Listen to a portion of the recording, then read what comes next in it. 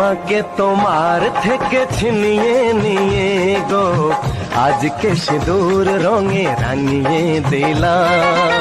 তোমাকে তোমার থেকে ছিনিয়ে নিয়ে গো নিজেকে সিঁদুর রঙে রাঙিয়ে নিলাম। এ মনের ঘরে বন্দি করে তোমাকে নিজের মতো সাজিয়ে নিলাম।